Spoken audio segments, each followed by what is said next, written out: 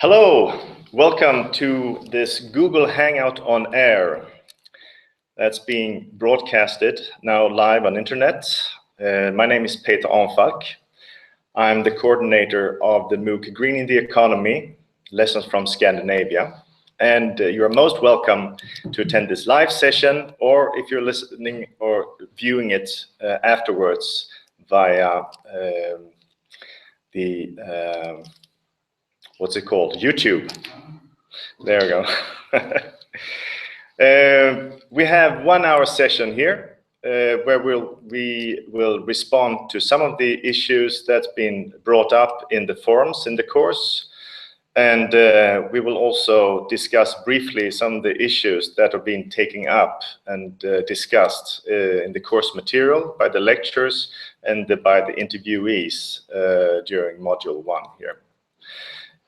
With me today, I have a number of guests and some of the lecturers in the course, and I will present them after a while here. First of all, we have the pleasure of having some of the CTAs, 3 out of 6 community teaching assistants that you actually meet as the first line here in the course, as being the ones who are discussing with you and responding to many of your questions in the different forums of the course here.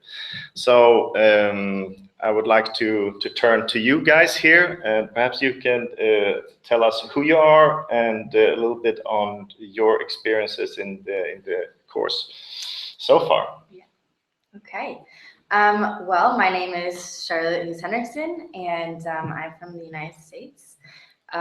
So far, the forums have been very lively, and I just want to thank all of you guys for following the community guidelines. It's been a very positive experience so far, so keep up the good work. Thanks.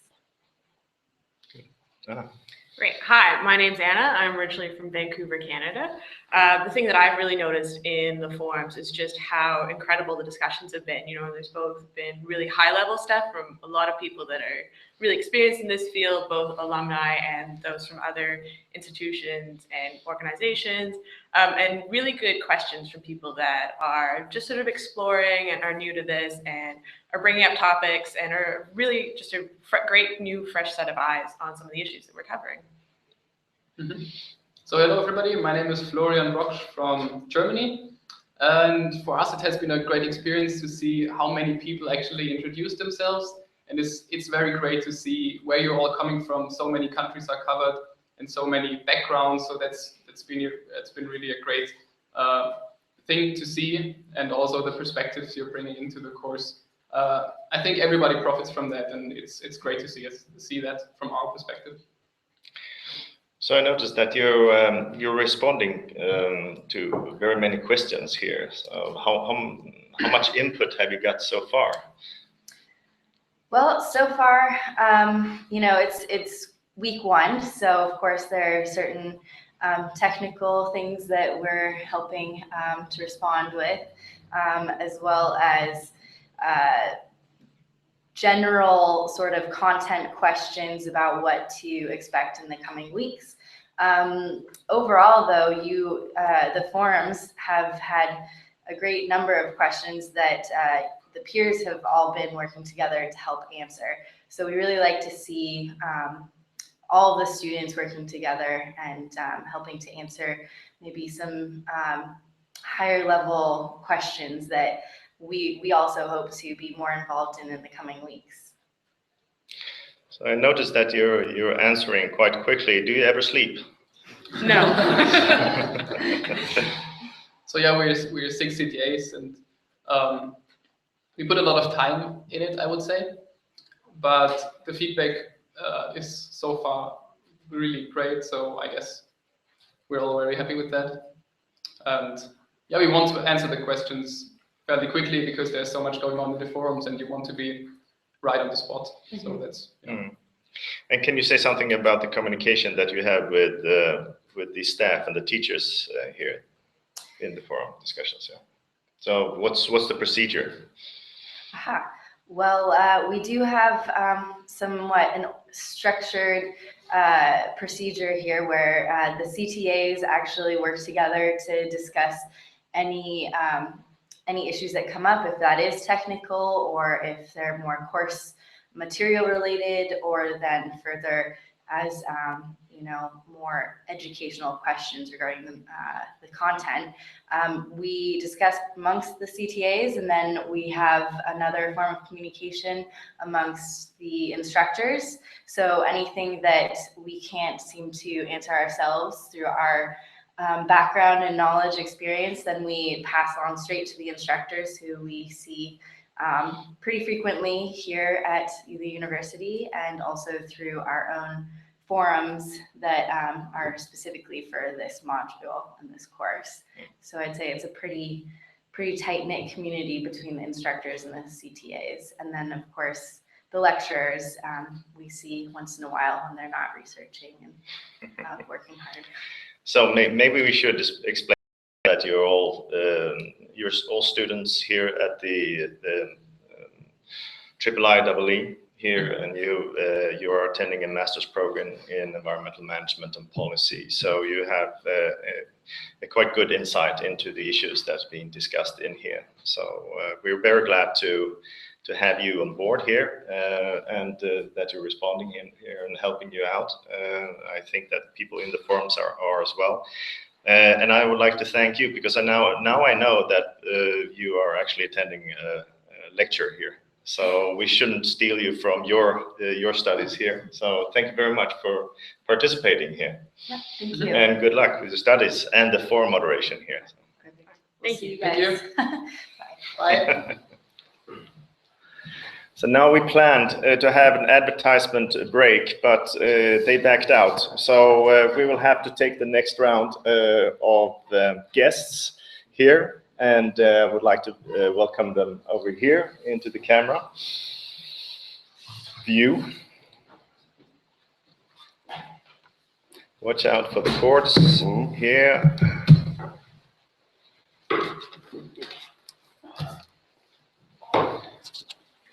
So, welcome here, all three of you. Perhaps I could ask you to present yourself briefly here. I would say firstly that we're very, very glad to have you here, Professor Hennicke here. Professor Hennicke is visiting our institutes currently here, and he's kindly agreed to participate in this short hangout. He is short of time, is leaving quite shortly, but has kindly actually agreed to do that. So we're very grateful for that. Thank you. Perhaps you can say a few words on who you are. Yes, thank you very much for inviting me. It's a pleasure to get this new experience. We don't have it at our institute, Wuppertal Institute in Germany. I'm working especially on the nexus between energy transition and the green economy. I'm an economist from my background, a little bit experience in what we call the Energiewende in Germany. And now the big question is, can we cooperate? Can we transfer some of the experience which we did, good lessons learned, maybe failures, avoid failures to other countries, and to cooperate not only with developed countries, but with developing countries as well. Excellent. Well, I'm very glad that you're here. So I'm looking forward to come back to that question later on here. And then Luis. Hello, everybody. My name is Luis Mundaca. I'm an associate professor here at the Institute. I'm an environmental economist. I'm interested in energy, climate change, development aspects. I've been doing quite a lot of research in the past years about the green economy, green energy economy in particular. And among others, I've been involved recently in the latest IPCC report on climate change. Excellent. We're very glad to have you here as well. Thank you for inviting me. And Håkan? Thank you, Peter. My name is Håkan Rodhe, and I'm originally a chemical engineer. And I've been working here now for many years as in charge of our education here for our master programs. So I've been having all of these international students coming here to Sweden, to Scandinavia, and well, been looking for ways to kind of raise their capability and capacity to do and advance environmental work. So it's been a fantastic experience to have so many people coming here and sending them all out there back again to do good work. Excellent, and we will come back to that. Thank you, Håkan. We'll come back to that. Your experience also with working with all these students from all over the world here. And now we had quite a short time now. We only been going for collecting issues and discussions from 4 days. But then again, I think we have more than 1,000 forum entries. So our CTAs that you met here previously have brought some of the key issues forward to us to respond to. I should say that a lot of these issues are questions and issues that will be dealt with later on in the other modules that we will have in the course, talking about the individual level, the business level, city level, and national level. So we have saved those questions to discuss those more in a context for the later modules. So in this module, we are looking at trying to understand what is the green economy here, a relatively new concept here. And for that, I'm really glad that we have Louise here. You're going to meet in the module 5. But he has accepted to come here and actually to give a word on. We call this course Greening the Economy. What is your understanding as an economist on the green economy, having researched this? This might take some time actually to answer, I must say, but in my experience, there are 3 key aspects that need to be taken into account when we discuss this. First of all, the concept is not new. Second of all, there has been a growing literature, concepts, connotations, elaborations about this in the past year.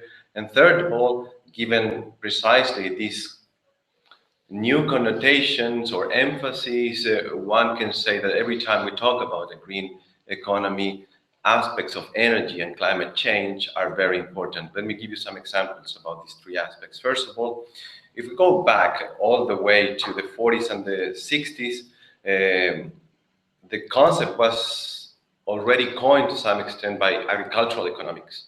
We had a number of agricultural economies talking about the green revolution, industrialization of the agricultural sector. So you can see in that literature the term being coined as green economics, land economics to some extent. Then you could see other school of economics, in particular resource economics, new institutional economics, environmental economics, ecological economics, also pushing for the development of these. Alan Keynes, for instance, one of the fathers of environmental economics, was also framing the topic at that time when giving economic answers to environmental problems and natural resource management. Late in the 90s, many of you perhaps were or got to know the work done by David Pearce, Edward Barbier, and Anil Markandia with the book titled A Blueprint for a Green Economy. Was groundbreaking in many respects. I think that piece of work put quite a lot of emphasis on technology innovation, resource efficiency, ecological risk, human development, and so forth.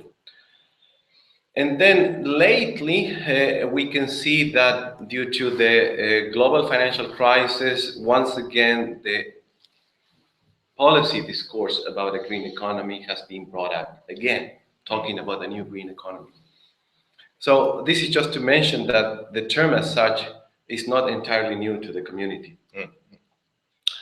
The second issue is that as a result precisely of the global financial crisis, there was a growing number of definitions and connotations, all the way from larger aspects of sustainability to, I would say, narrow concerns of environmental problems, negative externalities, pollution in particular.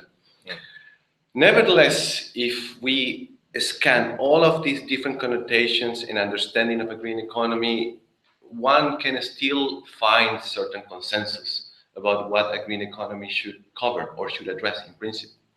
That is, for instance, to create more jobs, to reduce greenhouse gas emissions, to increase resource efficiency, to improve human well-being, to increase the investment in natural capital, and so forth. So once again, given this wide spectrum of conceptions, then we can see some level of consensus. What was interesting, at least in my point of view, is that if we go back to the global financial crisis, perhaps everybody remembers this, a number of stimulus packages were introduced, and the energy sector in particular was heavily targeted. If my memory is correct, I think that more than 160 billion US dollars were devoted to encourage low carbon technologies being the engine for a new green economy. Therefore, a lot of people, including myself, started to talk about the green energy economy. That is how an economic system can pursue growth by or through the expansion of clean energy systems. Clean energy production, clean energy distribution and consumption, by bringing together, of course, environmental, social, and economic aspects. And you're saying you're bringing in the concept of, thank you very much for your explanation there. It's a short one, in a nutshell, yes. Yes. You're bringing in the green energy economics here.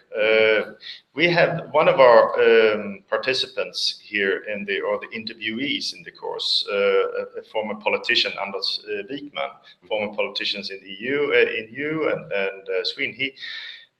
He talks about the green inclusive economy.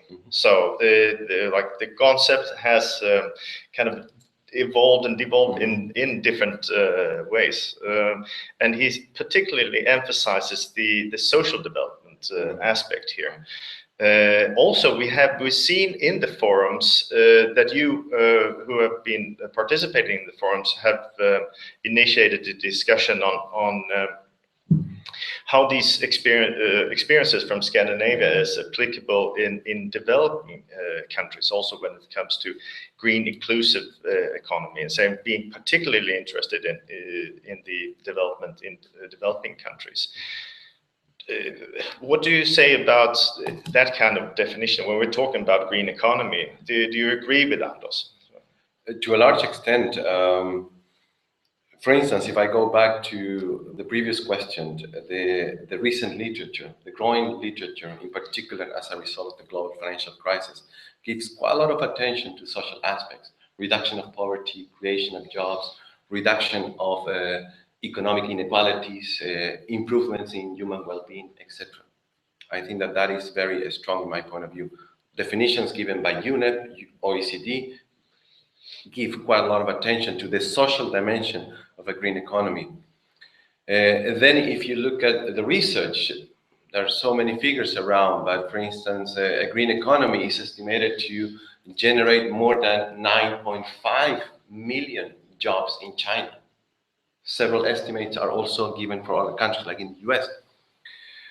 The problem is, in my view, is that nearly on a daily basis, we see a lot of depressing figures coming up. For instance, in relation to the social dimension of our economic system, for instance, recently I got to know that the richest percent of the world will soon own more wealth than the rest of the world.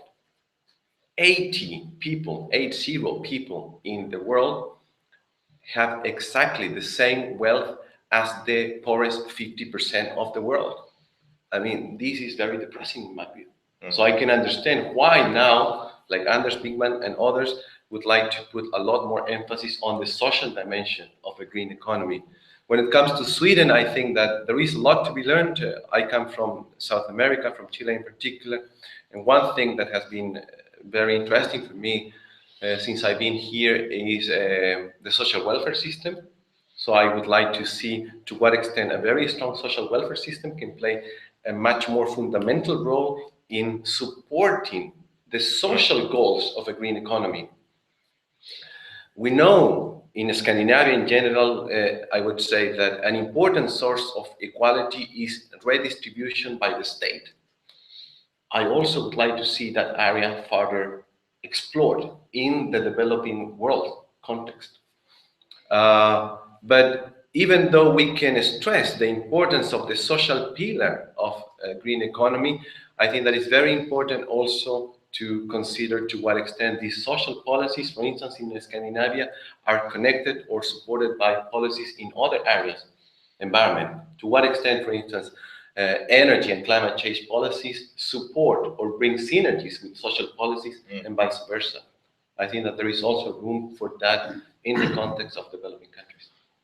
Excellent. Thank you very much, Luis. I think this is good food for thought also, and I hope that this will spark further discussions also that we have in the forums. We have a 5-week course. We will not be able to cover all of these issues in our extremely brief course, but we can start addressing it then, and we can touch upon them here. So thank you very much. So to kind of wrap up here, we talked a lot about the green economy and the different understanding of green economy. You mentioned a lot of different concepts here, including sustainable development, cleaner production, and so on. We have other concepts, circular economy. Would you see green economy as kind of an umbrella concept of these, or how do they relate to these concepts? To some extent, yes. Once again, if we review from a historical perspective the literature, you can see a number of overlaps with the discourse about sustainable development, how an economic system can achieve social, environmental, and economic goals at the same time. Yes, I think that one of the important parts, in my view, about the green economy is that once again brings the issue of shifting our focus, how our economic activities relate to the natural and social world. That is something that was already mentioned before by sustainable development. What is very interesting in this case is that, okay, we give an emphasis on economic activities and how these economic activities, for instance, through cleaner production strategies, can improve their performance, but at the same time reduce their environmental loads.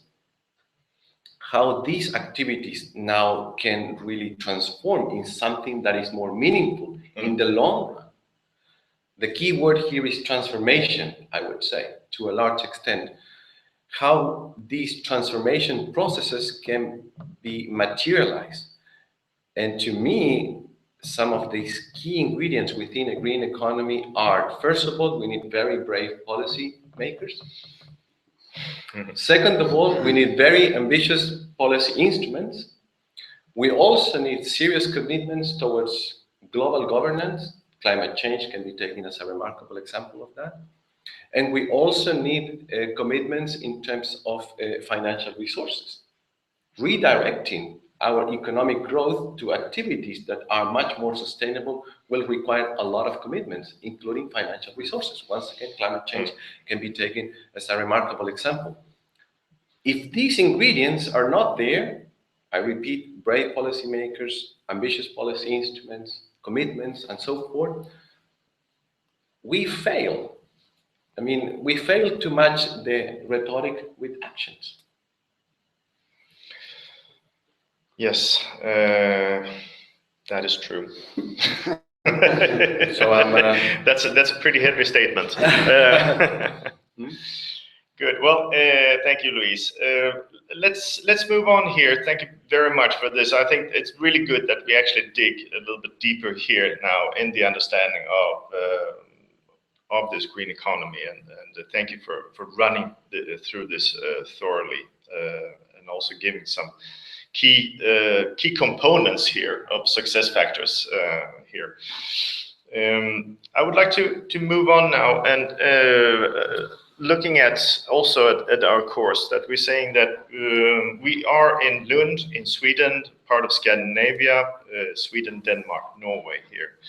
And I would like to turn to you here, Håkan, like being from a teacher's perspective here. You've been head of education here at the Institute for a long time. You have educated, I think, more than 800 Master of Science students here from more than 80 countries. And also often using the Scandinavian context here as case studies. So what is your experience of how applicable it is to show these these practical examples, the concept, strategies, solutions that we have here and to show here in Sweden and Scandinavia in other countries, and particularly then in developing countries. This is one of the issues, or one of the questions that have been brought up in the forums. What is your like vast experience of working with students, and then from the alumni perspective? Thanks, Peter. Heavy question. That's a big one. No, but of course, let me kind of start a bit from you, Luis, here. I mean, you pitch in with a number of things that we need in order to move ahead. And I mean, let me then throw in the next one we need is that we need capacity. We need people who are competent to actually work with these things. And we, above all, in our societies today, we need people who are able to work this in an interdisciplinary manner. Because we've seen how far the single disciplines have been taking us, and the solutions is not necessarily in kind of new knowledge, but it's in kind of merging different knowledge fields and putting it together and putting it into action. So kind of hence kind of the rationale for interdisciplinarity, which are programs, but I mean notably this course now that you are taking now, dear students, this is a sign off, you know, and we all have a big job to do there.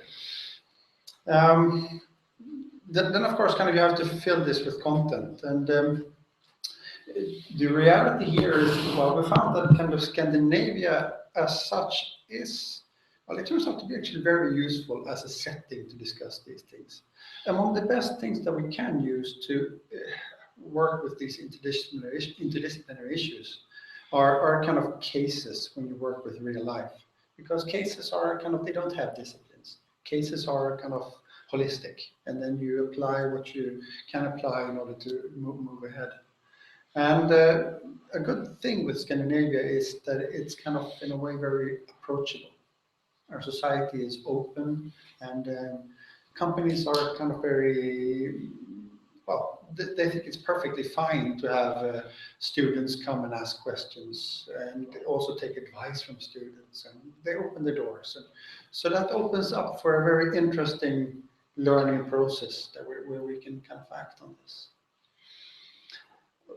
So kind of that's a little bit on the Scandinavian side. Of course, you can say that there are other things that what Scandinavia sets a great example in different ways in by having, well, I mean, the environmental issues are very complex. So you have to, it's not kind of an easy thing. It's not an easy win. You have to kind of work systematically over time.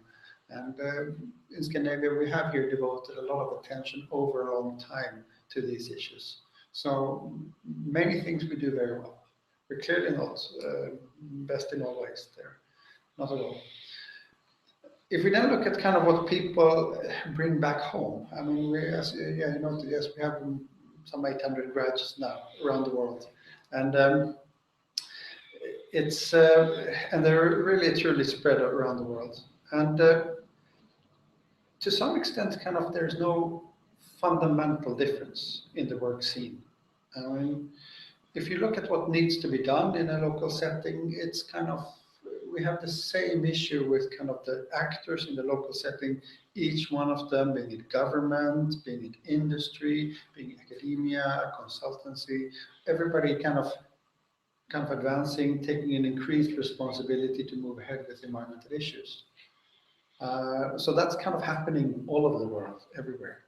And in all these actors need, and we see that our graduates move into positions in all of these different ways. Of course, kind of in a kind of a less developed country, the market is not there to the same extent. There will not be the same market requirements. The capacity to have criteria for environmental issues is not there. So you start a bit from another level, but the principles are the same, and to a large extent also kind of the tools are the same. They're just applied a little bit more on the basic side, so to say. But we have like an extensive alumni network here, and we keep in contact with many of our alumni here. Like biannually, we have a huge conference where several hundred come back to our institute, and we're also engaging them also as lecturers coming back to the institute. Perhaps you can reflect on some of their experiences in working in their own countries, and how they actually brought lessons from here. Can you think of some example of that? I don't know what we should bring up. I mean, I think a general saying should be that kind of many people bring back when we teach kind of pretty hands-on things here. So when we teach, when we talk about environmental management systems and actually how to do a cleaner production audit, like we talked about here. I mean, things like that are actually tend to be very useful when coming back home. Of course, then it's kind of fun to see when you see alumni gathering in different places. And well, the other day we were in contact now with the team at Recre in Cairo, for example, who are working on renewable energy and energy efficiency for the Middle East there, leading work in that region. So, well, it's extremely nice to see alumni being kind of in the forefront of development out there in the world. Thank you very much, Håkan. That's encouraging to hear. And we talked about, or you talked about the green energy and or green energy economics here, including and emphasizing the energy part of greening the economy here, and that brings me to you, Peter, here, and once again we're very happy to have you visiting here. Thank you for coming here and attending the Hangouts. You've been living and working in Germany here, or working in Germany here, and expert in energy policy, sustainable energy supply, and being involved in one of the architects behind the German Energiewende, the kind of Germany's fundamental shift from a fossil-based energy economy to more like input of renewable resources here. So actually to see it in action, seeing it happen here. So first, like, what is your view of your reflection on how important are the energy issues in the transformation towards a greener economy? Yes, let me come back to this question in a second, just joining Luis and Håkan with their statements. What we need are a clear understanding how a decoupling process between increased living standards, especially in the developing world, and less natural resources can be made happen. We know this kind of decoupling, it must be an absolute decoupling in industrialized countries, and maybe a relative decoupling in the developing world.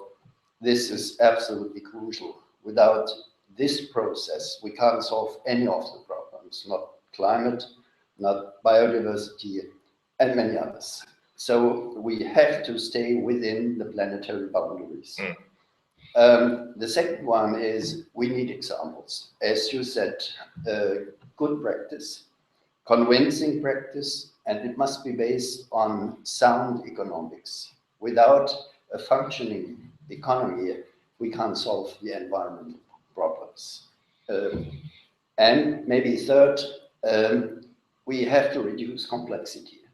the green economy, it's a very broad and inclusive economy is a very broad concept, but we can make it quite concrete when we step forward to the energy sector. This is the most important learning field for a social transformation process. We learn such a lot in Germany now on how to integrate technologies in social embeddedness.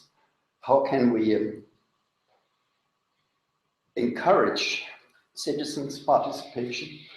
How can we make it acceptable for a society to reduce one of the most important markets by 50% up to 2050? It's unprecedented. We don't have historical examples how this could be function, and how can we reduce risks at the same time creating new wealth, new lead markets on resource efficiency, on energy efficiency, and strengthening, of course, competitiveness. So the front runners, and hopefully Germany will be one, could strengthen their position on the world market. And that's one reason why the German industry sector, why the business sector is supporting the Energiewende. We have a lot of encouragement by citizens, but this is really interesting that we get encouragement by the private and business sector as well. Sorry to interrupt you. We were talking about, Luis was talking about we need bold policymakers and bold policies here. Also, in fact, Anders Wijkman, the politician that we interviewed here, he was also calling for bold policies. Do you have those bold policies backed up in Germany? Yes, we would like to have them, of course. I would say they are all, yes, there are some which are very ambitious. But, you know, the policy sector depends on voters. And if there isn't a pressure from the side of NGOs, from industry, from other stakeholders, we don't find these courageous politicians which we need. So management of this transition process is absolutely crucial.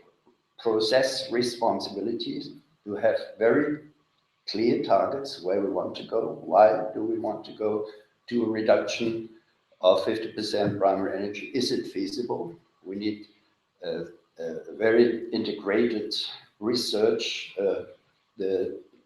It's very astonishing in Germany that we now have a consensus between all institutes that this Energiewende, this tremendous restructuring, ecological modernization is not only technically feasible, but connected with a lot of co-benefits for society and for many stakeholders as well. And based on this kind of debate, hopefully we find courageous politicians who say, okay, I take the front, I take the lead, because politicians or politics in general must take the lead. We need a very proactive role of the state, otherwise it will not happen. The market will not solve the problems which have to be solved. So you have seen a fantastic development, not least when it comes to wind energy here, developing, driving through Germany or going through Germany, you see windmills all over. So some people say too much. Too much, yeah. But if we use then lessons from Germany, we had lessons from Scandinavia, but lessons from Germany and for the success story that you had so far, and on your ongoing clean energy transition, like how realistic is it to achieve such a transition in other countries in general and developing countries in particular? What can we learn from Germany? I'm very careful to give advice to other countries, to other governments, especially in the developing world. But of course, there are some lessons and there are some failures which everybody can avoid to steps forward to a risk minimizing energy system.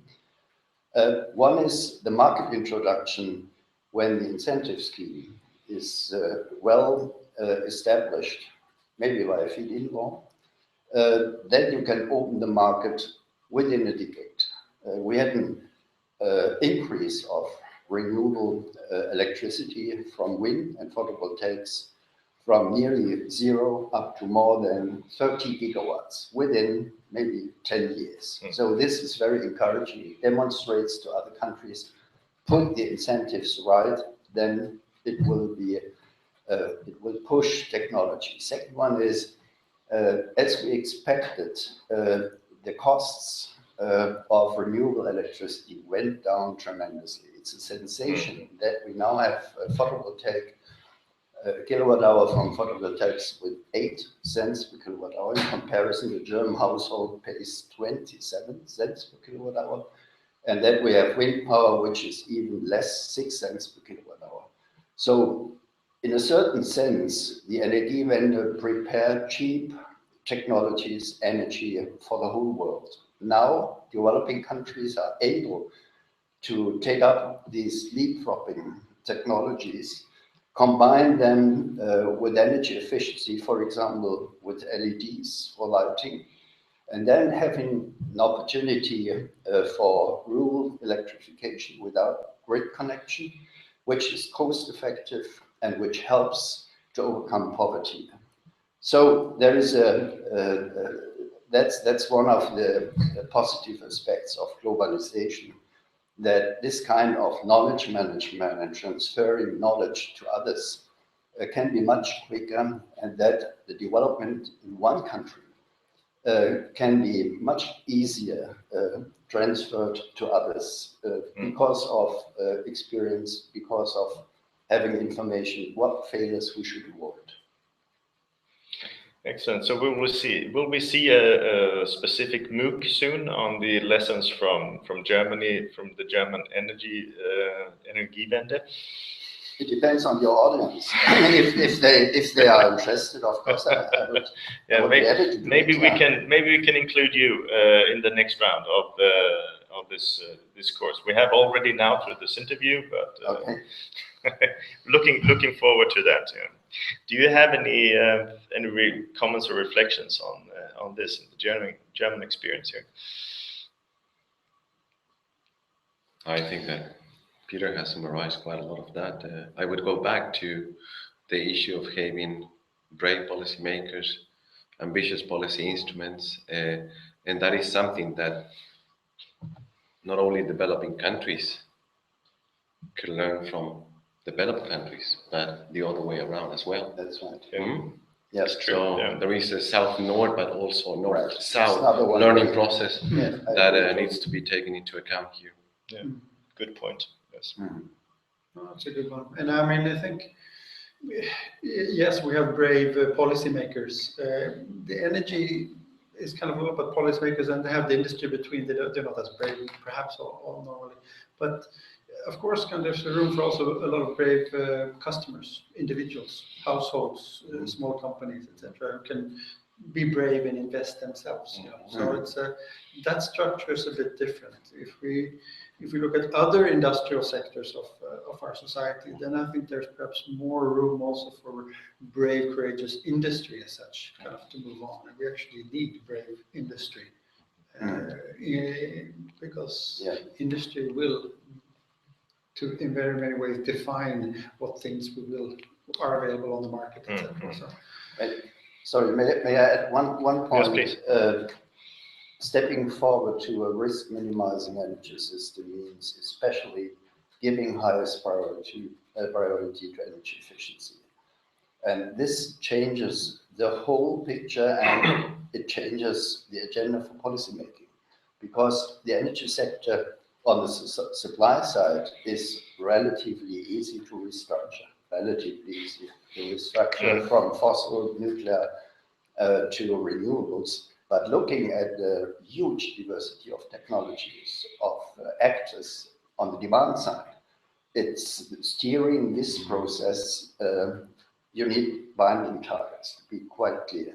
As the European Parliament has decided or suggested, But a lot of people are reluctant because of maybe market thinking, which is, in my opinion, thinking from the past and not looking forward. How to reach a real energy reduction. As I said, 50% reduction and still increasing GDP and employment and competitiveness. It's a huge, very gigantic effort. And so we need innovation, institutional innovation to steer this process on the demand side. Maybe an energy efficiency agency, somebody who takes process responsibility. Yes, and also what is really encouraging to see here, if we're looking from the individual, the user perspective, and initiatives from individuals that we've seen in the forums, in the course, that several hundreds of our participants have actually shared their experience of actually greening their own life and actions that they have taken, and sharing that their experiences and giving good examples and sharing with others on how to move forward towards a green economy, both on their individual part and also in their professional lives. And I think that this kind of sharing of good examples here is a crucial one as well, not only thinking only from the top side, but actually moving from the different actors side here. Can I mention something, Peter, on this regard? I think that is for instance, I think that is very important, this bottom-up process that you mentioned regarding environmental practices, for instance, compared to a top-down policy process. Let me give you an example. For instance, in Chile, for a very long time, the environmental strategy was to have no environmental strategy. Okay? During the dictatorship in particular, that was the national policy, not to have any environmental policy instrument. Nevertheless, that was the situation from the top-down point of view. But nevertheless, from the bottom-up, there were many initiatives actually taking place, putting pressure on politicians, putting pressure on the establishment at that time. And this is something that can also, let's say, perhaps be transferred, as you're saying, through this course. Students sharing their own activities, how, from a citizen point of view, we can also move towards a green economy, not necessarily waiting for a top-down type of policy incentive. For example, we now have more than 800 energy cooperatives, bottom-up, financed by citizens, and this adds up to 50% of finance for the Energiewende. And that's, nobody believed that this could happen. I mean, this is exactly an example how bottom-up activities could drive the process. Good point. Well, glad we got this one up as well, and connecting also to the fantastic engagements also in the course and in this forum. It's really encouraging to see here. We had some of the other questions that have been discussed. There, as I said, there are more than 1,000 forum inputs, so it's hard to cover them all here. But we have gotten questions about the international level. Do we actually cover the international level in the course? Because we've divided after this first introductory module. We first have the consumption or the individual perspective, then we're moving to business perspective, city perspective, and then we're moving into the national levels or national policy level here. And then you would expect to have the international level as well. But several of you have actually responded to that as well, I think in a wise way, that it probably would need, we would need a MOOC or perhaps even master's program or PhD program on dealing with that as well. So yes, we are taking that into account, especially if we're using the OECD, the UNEP report in our literature, in the discussion, in the way that we're dealing with the course, but we're not explicitly going into the international policy level. But who knows? We might launch another MOOC on that. That's a big and extremely important topic and level and component if we should make this work here, the international cooperation, naturally. So I'm glad that you brought this up in the forum here. We also have a lot of other questions and discussions going on in the forums, such as exporting environmental problems. Very good points. This will be discussed, first of all, in week 2 and in week 3. And we will launch the material on Monday morning here. We will also launch an exercise next week here that will an assignment that will run for the rest of the course. The first 3 weeks, you will do the assignment and writing or presenting your own assignment, and then we will have a little bit more than a week, 9 days actually, for you to do peer assessment, where you will look at 3 other students' assignments and have peer assessment and peer grading of these assignments here, part of the learning exercise. And particularly coming back to the issue here, we talked about the good examples here. And this is also alongside this this way of thinking that you will bring up examples from your own context, from your own company, from your own city, from your own living from your own country and or region, and bring up those as good green examples, and then to be able to share that with other students here. So we are trying to kind of catalyze this kind of sharing good examples here and making you think of what does this actually mean in reality, going from this high level theoretical strategic discussions here down to earth. What does this mean in terms of products, greening a city, and greening a business here. So we really look forward to your input into this, and also we look forward to more fruitful discussions in the forums. So far, you've done great, and we are very, very pleased in the way that you've been contributing to the course here. And I'm very grateful that you have joined me in this session. Thank you very, very much for participating here. Thank you, Peter. Thank you, viewers here, for watching here now and afterwards on YouTube. And now remember the word.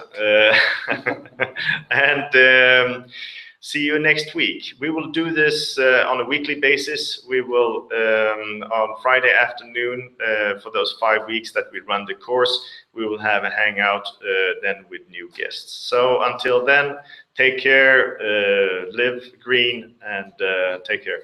Bye. Bye. Bye-bye. Uh-huh.